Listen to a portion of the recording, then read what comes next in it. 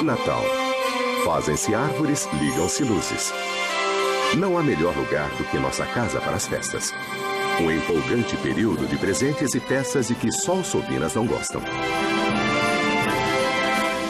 Mas onde começou essa tradição? Por que penduramos meias? Quando começamos a cantar cânticos de Natal e a decorar árvores? Como Papai Noel acabou usando vermelho, um trenó e 8 pequenas renas? Há histórias ocultas atrás de nossos hábitos modernos. Umas são obscuras e místicas. Outras são só para ganhar dinheiro. Então, prepare-se para a verdade por trás das festas que adoramos. Esta é a verdadeira história do Natal. A verdadeira história do Natal. Well, it's beginning to look a lot like Christmas everywhere you go. Take a look at the 5 and 10, glistening once again, with candy canes and silver lanes aglow. It's beginning. Já é quase Natal de novo. A temperatura cai, blocos de neve caem, e as cidades grandes e pequenas parecem começar a se enfeitar cada vez mais cedo. O período das festas começa, na maioria dos lugares, depois do Halloween. E isso porque é um enorme negócio no país inteiro. O gasto com enfeites de festas e presentes se eleva a 15 bilhões de dólares por ano. Há um Papai Noel em cada shopping de costa a costa, com trenós cheios de brinquedos e há luzes. Muitas e muitas luzes. Gostamos de luzes como crianças. Todos nós já entramos no carro da família e saímos para a cidade para ver as luzes. A Decra Light Industries é uma das maiores empresas de enfeites para as festas dos Estados Unidos. Seus projetistas e artesãos criam os mais atraentes motivos natalinos para praças públicas e shopping centers do país todo. Gostamos de grandeza, entende? Gostamos de grandes montagens, de árvores grandes. Os 800 quilômetros de luzes natalinas que a Decra usa todos os anos são muito mais complexos do que as primeiras guirlandas comercialmente disponíveis.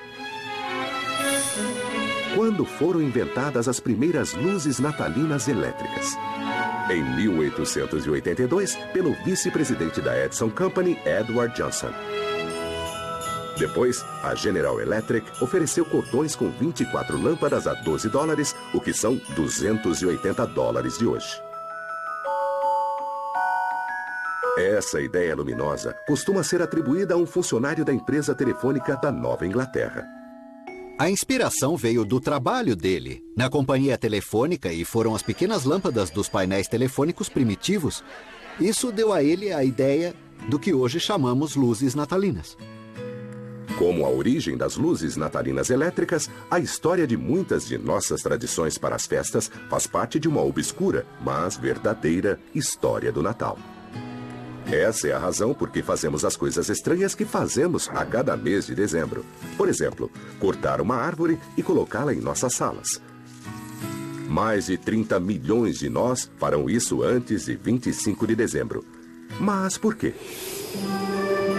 A base disso está numa história que acontecia há mais de 2000 anos, uma celebração anual praticada pelos antigos povos do norte da Europa.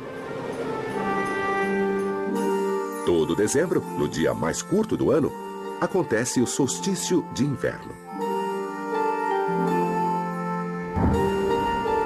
Ele marcava o dia mais escuro do ano. Mas marcava também a promessa de dias mais longos, e essa era a causa da celebração. Para honrar a ocasião, antigas tribos celebravam um festival de 12 dias que chamavam Yule. Eles usavam o que tinham colhido, era tempo de abate de animais. Os animais das fazendas eram mortos porque não era possível alimentá-los nos dias de inverno. Então havia muita carne à mão. A cerveja já estava feita. Era a época perfeita para uma festa. Os nórdicos queimavam uma tora gigante durante os 12 dias da festa. E levavam sempre vivas, pinheiros e azevinho para casa. Ao longo dos séculos, o conceito cresceu e depois foi agregado ao nosso hábito moderno da árvore de Natal. Hoje, escolher uma árvore para a família é uma tradição das festas. E todos os anos, fazendeiros americanos cultivam 350 milhões de árvores em 15 mil fazendas de pinheiros de Natal. E isso é quase uma árvore para cada homem, mulher e criança do país. Os cultivadores replantam constantemente. Daqui a anos, a semente de hoje se tornará o ponto central da decoração de Natal de alguém. A coisa mais bonita que já ouvi um cliente dizer foi sobre o pinheiro balsâmico. Quando você abre a porta, ao voltar para casa do trabalho, você sente o perfume da árvore. E esse perfume é o que faz o Natal. Essa é a maravilha da árvore de Natal. Nem sempre é fácil ver como nossos hábitos modernos se ligam às antigas tradições. O que isso tudo tem a ver com o nascimento de Jesus há mais de 2000 anos? Para os cristãos, esse momento memorável é quando a história do Natal começa. Como sabemos o que sabemos sobre o nascimento de Jesus? Na verdade, há duas fontes no Novo Testamento para a Natividade: o Evangelho de Mateus e o Evangelho de Lucas. Um não se refere ao outro. Um pode até ignorar o que o outro escreveu e cada um conta coisas sobre o nascimento de Jesus. E o que tendemos a fazer é juntar as duas histórias para ter uma visão maior do que chamamos natividade. O Evangelho de Mateus introduz a estrela de Belém. E os sábios chamados magos, que trazem presentes ao bebê Jesus. Há um valor simbólico nesses presentes. O que fizeram foi levar coisas realmente preciosas para homenagear essa criança que nasceu modestamente. E há a mensagem de que devemos reconhecer que o nascimento não tem nada de modesto, porque foi um rei que apareceu. Esse é o primeiro exemplo de presente de Natal. Mas ninguém registrou quando isso realmente aconteceu. Ninguém sabe a data certa do nascimento de Jesus. E os primeiros cristãos não celebravam aniversários. Então, como Jesus acabou fazendo aniversário dia 25 de dezembro? Muito antes de Jesus nascer, os romanos celebravam muitas festas pagãs, particularmente em dezembro. E essas festas de fim de ano criaram o palco para as festas natalinas modernas. Uma das festas romanas era a Saturnália, que começava no dia 17 de dezembro e era uma série de festas que duravam de 3 a 5 dias, talvez 7. Você pode imaginar uma grande festa no escritório, mas de togas. Os romanos trocavam presentes na Saturnália, assim como fazemos no Natal. Os escravos recebiam refeições especiais de seus amos e gozavam de uma liberdade que não tinham o resto do ano. A segunda festa é o Ano Novo. Era uma festa de 5 dias e era muito divertida também. E entre a Saturnália e o Ano Novo, já havia a celebração de um deus romano no dia 25 de dezembro. Esse deus, Mitras, e mais um deus, Sol Invictus. O deus Sol Invicto eram ambos festejados em 25 de dezembro. Como a data caía perto do solstício de inverno, o mesmo evento cósmico celebrado pelas tribos do norte da Europa. Os romanos acendiam fogueiras rituais e velas para afastar a escuridão, a origem das modernas luzes natalinas. O solstício de inverno é o dia mais escuro do ano e você percebe a escuridão na hora de se levantar e também antes do dia terminar. Você não vê a hora do sol voltar.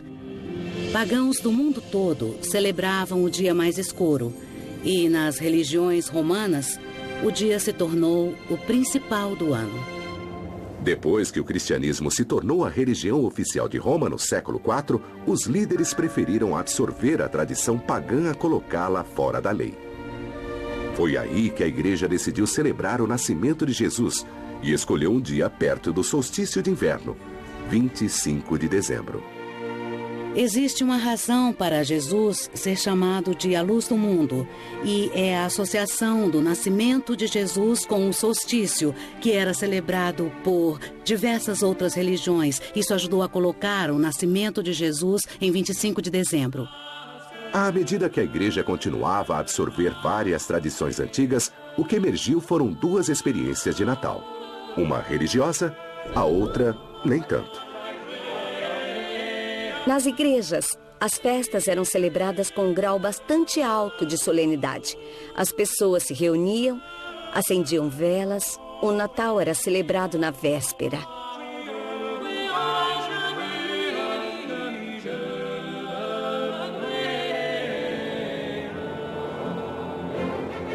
Mas fora da igreja, nas casas particulares e na praça da cidade, o Natal mais parecia uma festa pública de bêbados. No fim, esse Natal grosseiro e secular dominaria o Natal religioso, o que forçou os futuros reformadores a banir as duas modalidades de uma vez.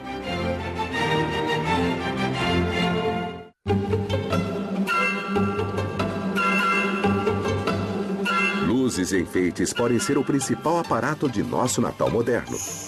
Mas para as crianças, a única necessidade real é um velhote alegre e barbado, numa roupa vermelha. Ho, ho, ho, ho! 20 milhões de crianças visitam Papai Noel todos os anos, incluindo vários milhares na cidade do Papai Noel. Um parque temático de Natal no New Hampshire, onde as crianças também podem mimar uma autêntica rena. Os machos chegam a 150 ou 180 quilos. É quando as crianças entram no celeiro, ficam, admiradas. Ninguém acredita que sejam tão grandes e depois dão a eles biscoito, ou cenouras, ou maçãs. É uma coisa realmente incrível. E essas renas realmente voam, mas só na véspera de Natal. Antigos foliões teriam dificuldade de reconhecer o Natal moderno. Mas se você acha que as festas há séculos eram um idílico período de paz, reconsidere.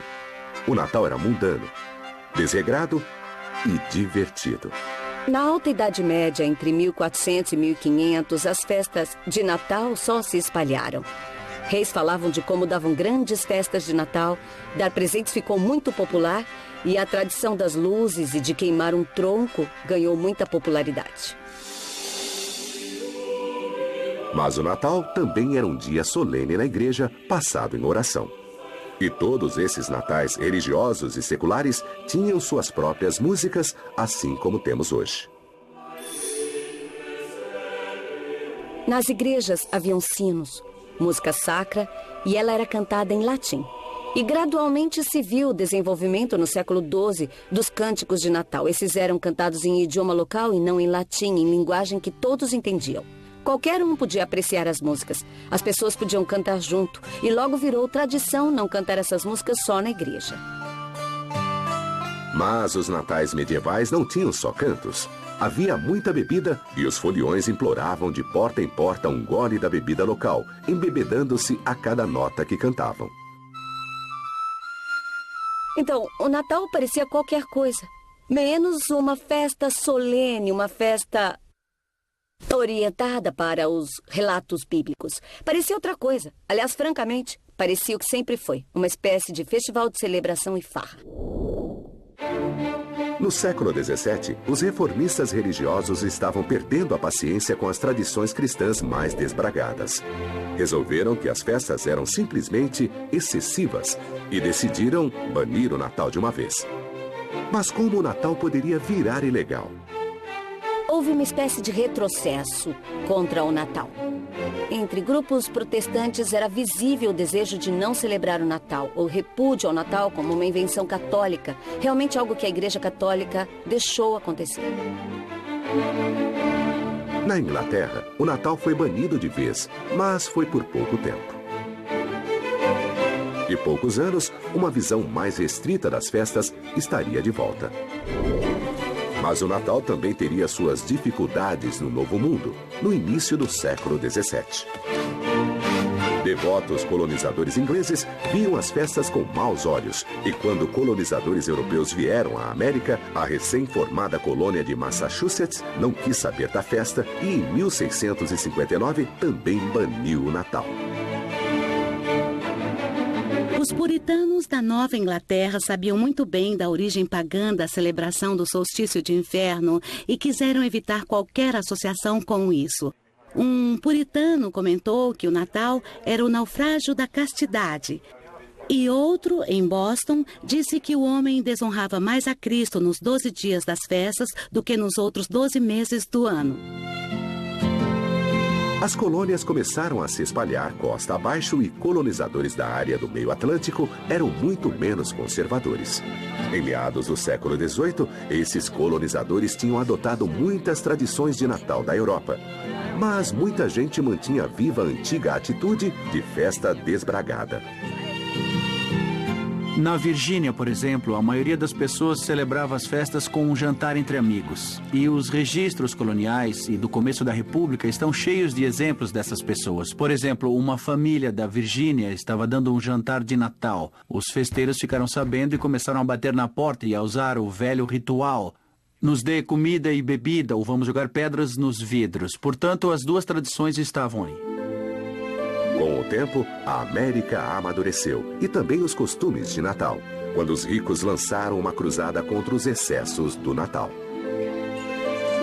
Respeitáveis americanos de classe média queriam pegar a festança de Natal, a festança pública que acontecia nas ruas, e levar isso para casa. Eram pessoas com propriedades e tinham medo da destruição, tinham medo de perder o que tinham. Então, eles queriam pegar esse evento público, grosseiro, tirá-lo das ruas e levá-lo para dentro de casa. Além de colocar o foco do Natal na família, em uma reunião particular que aconteceria em casa. Esse esforço foi mais deliberado e muito bem sucedido na progressista cidade de Nova York. Seus fundadores, os holandeses, adotaram de seu velho mundo o hábito de natais caseiros. E um nova-iorquino, professor universitário com dotes poéticos, mudaria a face do Natal para sempre.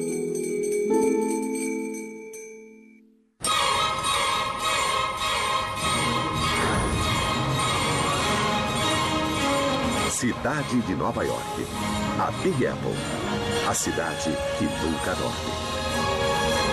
A terra natal do Natal? Isso mesmo, a cidade de Nova York moldou o Natal moderno e secular que celebramos hoje, mais do que qualquer outra cidade do mundo.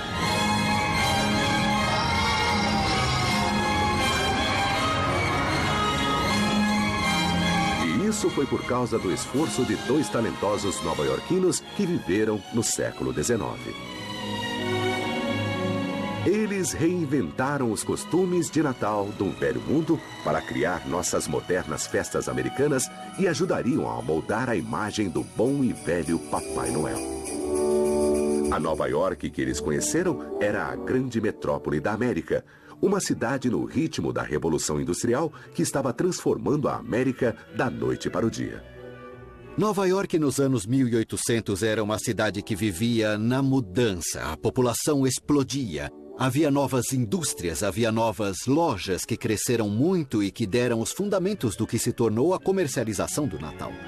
Mas ela não era só uma cidade atenta às mudanças.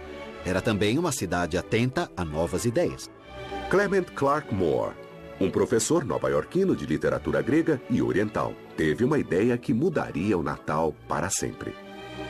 Em 1822, ele escreveu um poema de 56 linhas que se chamava A Visita de São Nicolau, hoje mais conhecido como A Véspera de Natal. Quase com uma só mão, ele criou a moderna visão americana do Natal. O que há de interessante no poema de Moore é que ele refinou várias tradições no começo do século XIX. Juntou todas elas e acrescentou uma própria, de sua imaginação. O poema de Moore se tornou uma abertura, um divisor de águas de como o Natal era celebrado. O assunto de Moore era o Papai Noel como o conhecemos hoje.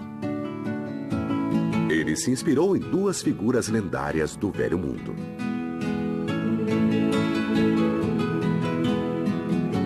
Uma era São Nicolau, um bispo do século IV, famoso por dar presentes e conhecido por deixar os presentes em meias. A outra era Sinterklaas, a versão holandesa de São Nicolau. Sinterklaas tinha se mesclado um pouco com Odin, o deus pagão das festas que voava pelos céus em um cavalo de 8 patas. Antes da metade do século XIX, Papai Noel vinha em várias formas. Ele vinha de barco, a cavalo ou em um trenó. E tudo isso foi codificado e reduzido na América, muito em Nova York. As duas lendas do Velho Mundo eram ricas em detalhes, muitos dos quais Moore decidiu deixar de fora. Um dos omitidos foi uma figura com cara de diabo, companheiro de São Nicolau, e que podia trazer um chicote para castigar crianças desobedientes. Ou pior. No norte da Europa havia uma espécie de figura diabólica que acompanhava São Nicolau. Tinha chifres, uma longa língua vermelha, era coberto de pelos, tinha rabo e casco. E ele entrava logo depois de São Nicolau.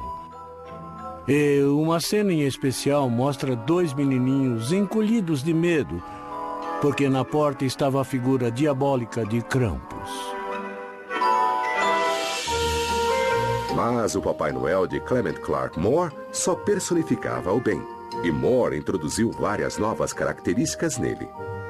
Ele o vestiu com roupa americana, deu a ele um cachimbo e o retratou não como um padre, mas como um sorridente e alegre doente, com brilho nos olhos.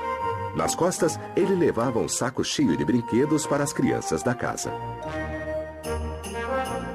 Moore também deu a ele um trenó, que voava pelo céu e era puxado não por um cavalo, mas por 8 renas, cada uma com seu nome. Vamos Dasher, vamos Dancer, vamos Prancer, vamos Vixen, vamos Comet, vamos Cupid, vamos Donder e Blitzen. O poema de Clement Clarke fascinou os americanos do século XIX. Ele criou um novo tipo de Natal, nem grosseiro, nem religioso, mas centrado no lar e na família.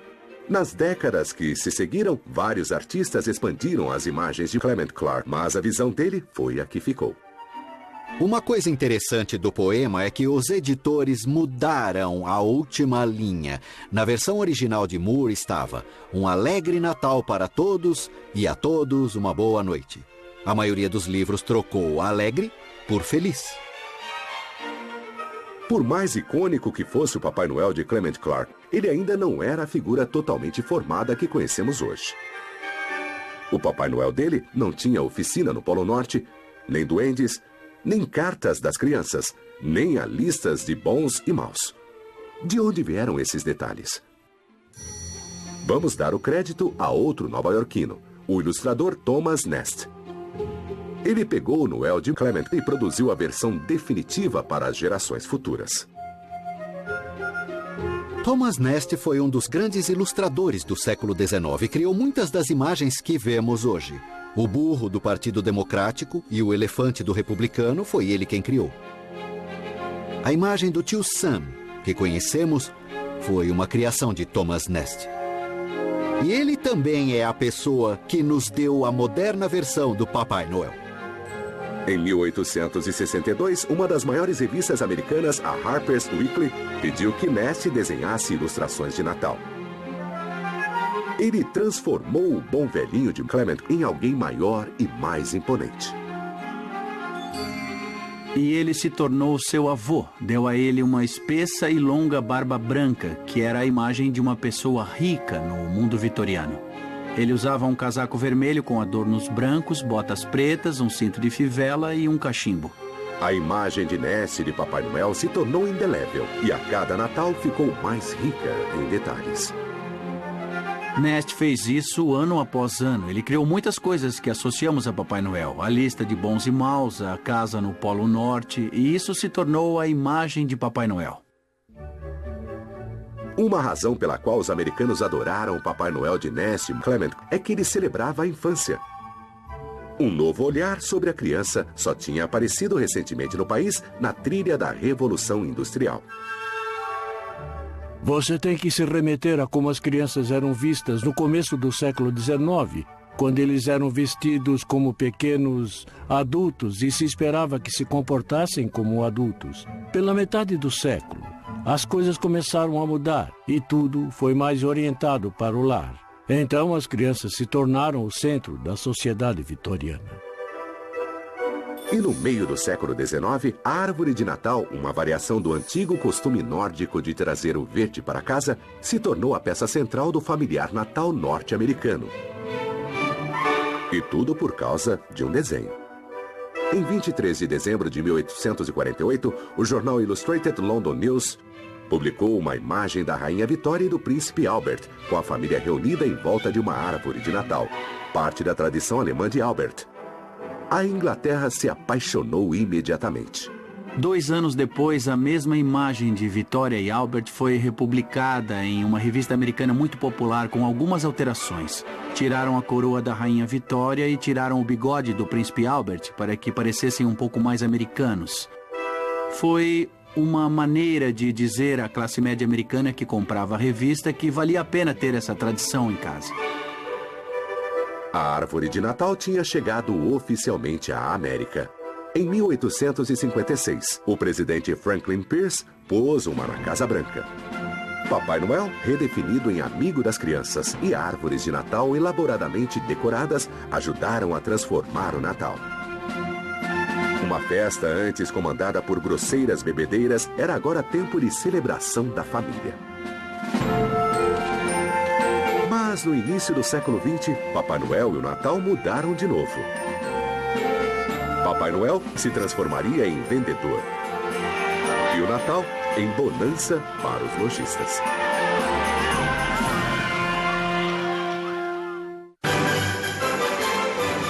Para 79 milhões de compradores, a temporada de Natal começa no dia seguinte ao de Ação de Graças, quando é dado o sinal dos varejistas para a chamada Sexta-feira Negra. Sabe-se que a Sexta-feira Negra é o dia do ano em que mais se vende, mas de fato, isso é um mito. O dia em que mais se vende varia muito, mas costuma ser mais próximo do Natal, em meados de dezembro. Por isso, os shoppings se enfeitam, eles se preparam para o Natal. Além de ser atencioso e caloroso e solícito para com o próximo, também é hora de pensar em comprar presentes. Mas como o Natal ficou tão comercial? E como toleramos e até celebramos isso? Já em meados do século XIX, o Natal tinha influenciado lojas e armazéns que comercializavam as festas para o consumidor. Com papel de embrulho especial, cartões de Natal, enfeites e principalmente brinquedos.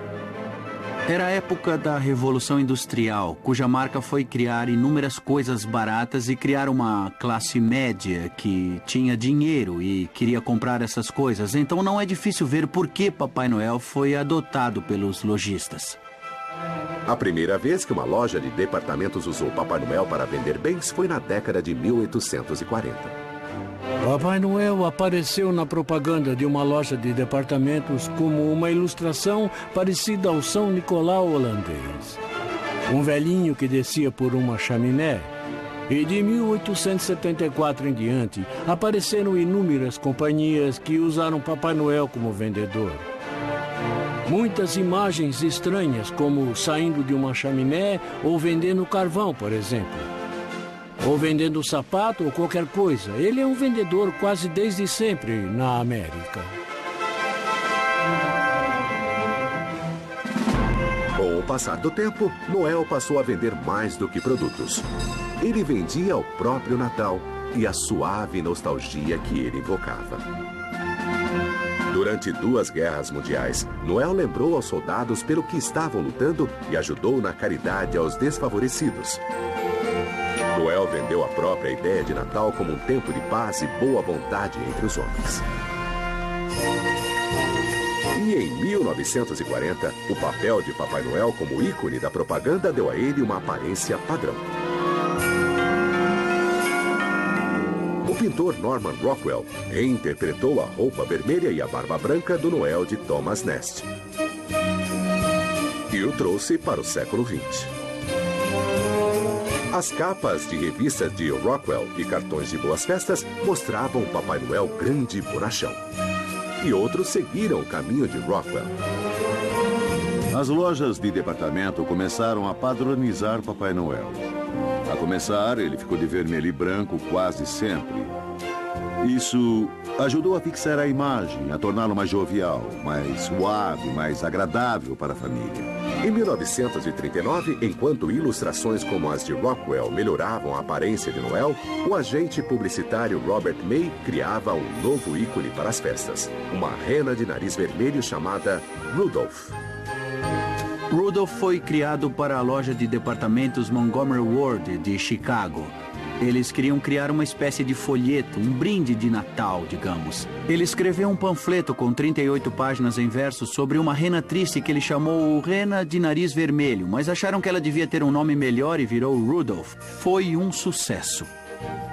Em 1949, o cunhado de May, o compositor Johnny Marks, pôs Rudolph em música.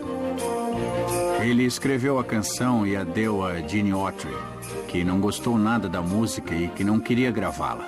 Mas a mulher de Gene Autry disse: a música é boa, você deve gravar. Rudolph the red-nosed reindeer had a very shiny nose, and if you ever saw it, you would even say it glows.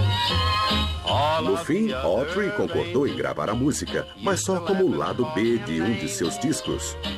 Lado B ou não, Rudolph se tornou o maior sucesso da carreira de Autry. Cantada por milhões há 60 anos, a história da ex-esquiva rena entrou para a história. É o perfeito exemplo de alguém que não era popular, que de só receber gozação das pessoas acaba como herói. Não é isso que todos queremos? Não é à toa que a história deu certo. Rudolph, a rena de nariz vermelho, se tornou uma das canções mais populares de todos os tempos. Mas é uma canção infantil.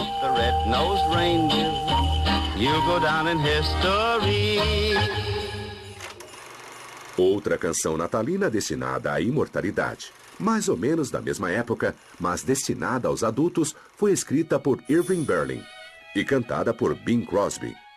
E é o maior de todos os sucessos, White Christmas. White Christmas é uma canção escrita para um filme de 1942, 2 Semanas de Prazer. Era estrelado por Bing Crosby, era uma espécie de corrida pelos feriados americanos, e o Natal era um deles. I'm dreaming of a white Christmas, just like the ones I used to know. A música não pegou muito, era a primavera de 1942 e tínhamos entrado em guerra, mas ela pegou no outono de 42, quando a América estava quase chegando à marca de 1 ano em guerra, e as centenas de milhares, quase milhões de soldados americanos iam passar seu primeiro Natal longe de casa. E aí sim a música teve um forte apelo emocional e nostálgico. As vendas explodiram em outubro, novembro e dezembro de 1942. White Christmas é um dos mais bem-sucedidos discos de todos os tempos, e isso há mais de 50 anos. Os valores simples que a música contém, os valores do Natal, eram o grande desejo dos soldados na América do pós-guerra. Em 1946, eles acharam esses valores no clássico dos clássicos de todos os filmes de Natal. A felicidade não se compra. A Felicidade Não Se Compra começou como uma história curta chamada O Maior Presente, de Philip Van Doren Stern. A história acabou nas mãos de Frank Capra, que tinha acabado de voltar da guerra, onde ele tinha feito uma série de filmes de propaganda para o exército americano. O diretor vencedor do Oscar produziu uma obra-prima sentimental sobre George Bailey, um homem que vê como o mundo seria se ele não tivesse nascido. É um filme yin-yang, entende? O yin é Bedford Falls. Isso foi de graça. E o yang é Pottersville, e você vê o outro lado das pessoas e o que elas poderiam ter sido. Mãe? Mãe? O que você quer? Mãe? Sou George. Achei que se lembraria de mim. Anos depois de ser lançado, A Felicidade Não Se Compra foi redescoberto pelas gerações mais jovens na televisão.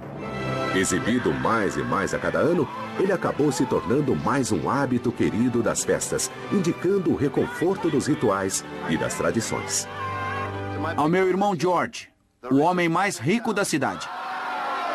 O grande sucesso de A Felicidade Não Se Compra provou que o Natal e a televisão eram uma poderosa combinação. Nos anos 1960, os animadores produziriam especiais destinados a se tornar tradições. Esperava-se que um desses especiais de festas fosse um fracasso, mas não, ele se tornou um clássico.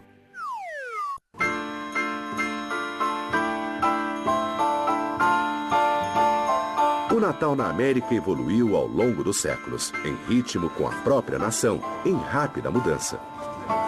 Mas até mesmo os dias de hoje, o Natal permanece uma festa familiar, cheia de nostalgia e de lembranças da infância.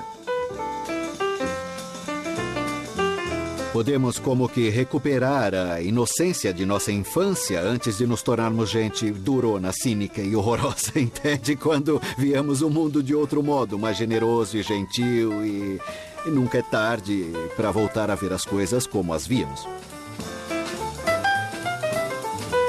O poder do Natal de espalhar alegria e criar boas lembranças explodiu com a ascensão de uma instituição que as crianças adoram tanto quanto o Natal: a televisão. Nos anos 1960, as crianças contemplaram a idade de ouro da TV. A idade do ouro dos especiais de Natal começou nos anos 60 e foi até os anos 70. Os especiais se dirigiam especialmente às crianças, apesar de serem sofisticados o suficiente para entreter os adultos. O primeiro desenho animado especial de Natal estreou em 1962. O Conto de Natal de Mr. Magoo, uma adaptação da grande história de Charles Dickens. Se você pensar friamente, é uma estranha combinação de Mr. Magoo e um conto de Natal. Ele era um personagem engraçado e fez um papel dramático da literatura clássica. O Natal é uma enganação! Feliz Natal! Chega disso de Feliz Natal! Se fosse por mim, qualquer bobo que saísse por aí dizendo Feliz Natal a todos deveria ser cozido no seu próprio caldo e enterrado com um galho de azevinho no coração. Ora, enganação! Acho que é a melhor versão de um conto de Natal que já filmaram. Depois de O Conto de Natal de Mr. Magoo, vieram inúmeros especiais de animação destinados a serem revistos a cada Natal em décadas futuras. Rudolph, a Rena de Nariz Vermelho, Frosty, o Homem de Neve, Papai Noel vem à cidade. Deixe-me fazer um pouco de mágica. E como o Grinch roubou o Natal de Dr. Seuss. Mas em 1965, um especial estrelado por um menino de cabeça redonda que procurava o sentido do Natal superou a todos. Em 1965, recebemos uma chamada da agência de propaganda McCarrickson, que representava a Coca-Cola. Disseram: você e o Sr. Schultz já pensaram em fazer um filme de Natal com Charlie Brown? Eu menti e disse: com certeza. Chamei Spark, nosso apelido para o Sr. Schultz, e disse: acho que acabei de vender o Natal de Charlie Brown. E ele disse: o que é isso? Eu respondi: é o que você vai escrever amanhã. Mendelssohn e o animador Bill Melendez tinham de criar um especial de animação de 30 minutos em apenas 6 meses. E fizeram escolhas criativas radicais, como, por exemplo, usar atores infantis para as vozes. Eu tinha 9 anos. Eles tinham 8 anos e 7 anos. Estávamos em um estúdio pulando e correndo, tocando bateria e tudo mais, porque era um estúdio de gravação onde, por exemplo, os Doors gravaram um álbum. O trabalho progredia, mas o tempo era curto. O filme foi terminado mais ou menos uma semana antes de ir ao ar. Depois o levamos à CBS. E 3 pessoas não gostaram nada do que viram e disseram: vamos ter de exibir porque está programado para daqui a 4 dias. Valeu a tentativa, mas o filme não funciona. Então nosso caminho foi muito difícil. Foi incrível ele simplesmente ter ido ao ar. Um dos problemas que preocupava a todos era a insistência de Schultz em citar a Bíblia. Um de nós disse: você acha que podemos animar um menino lendo a Bíblia? Você acha que pode ser? E me lembro que ele disse na hora: se nós não pudermos, quem vai poder? Será que alguém sabe me dizer do que se trata o Natal? É claro, Charlie Brown. Eu posso explicar do que se trata o Natal. E havia, nas redondezas, pastores de ovelhas cuidando de seus rebanhos à noite, quando Lo, o anjo do Senhor, apareceu a eles. O desenho foi encenado em um formato muito simples. E do modo como Christia, o maravilhoso ator, leu o texto, o desenho se tornou um momento inesquecível da história da animação. Porque para vocês nasceu hoje, na cidade de Davi, um Salvador, o Cristo Senhor. O sucesso de O Natal de Charlie Brown provou mais uma vez que o Natal religioso e o secular não são mutuamente exclusivos. Cada um dá seu charme às festas. É disso que se trata o Natal, Charlie Brown. Meios séculos depois que Linus pronunciou suas memoráveis palavras, o Natal continuou a se ajustar a tempos de mudança. Em 1968, a tripulação da Apollo 8 passou o Natal no espaço, quando a nave orbitou a Lua pela primeira vez, na véspera de Natal. Encerramos desejando boa noite e boa sorte. Um Feliz Natal e que Deus abençoe a todos vocês na boa e velha terra. Mais recentemente, o Natal foi revolucionado pela internet. Nela, simples cliques em sites como a Amazon adicionaram à rede o vocabulário de Natal. A segunda-feira cibernética se juntou à Sexta-feira Negra como um marco para o varejo. É realmente notável, mas nos últimos 20 anos houve uma revolução no modo como fazemos compras de Natal. Há 20 anos, você tinha que ir até um shopping center ou uma grande loja de departamentos e isso levava tempo. Agora você se senta na frente do seu computador, bate ali algumas teclas e... feito! É mais rápido, é mais eficiente, mas, sabe, não é mais tão gostoso. Essas são as últimas alterações em uma velha história. A das muitas maneiras como celebrarmos uma antiga festa. A cada geração gosta-se menos do Natal atual. Há quem queira voltar atrás, a como era antes, a como pensam que era melhor. O engraçado das tradições é que elas não são estáticas e também não são tão antigas quanto você pensa, como nenhuma tradição que você preserva. Atualmente, o brilho das luzes de Natal e a televisão ajudam a espantar as frias e escuras noites de inverno, do mesmo jeito que as toras de árvores e as fogueiras faziam antigamente. As pessoas inventam festas e tradições são criadas. Mas o uso dessas alegorias culturais ficam conosco por séculos. Há um sentido profundo que nos fala a alma. E nós escutamos isso e pensamos, sim, essa é a tradição e é isso que quero celebrar.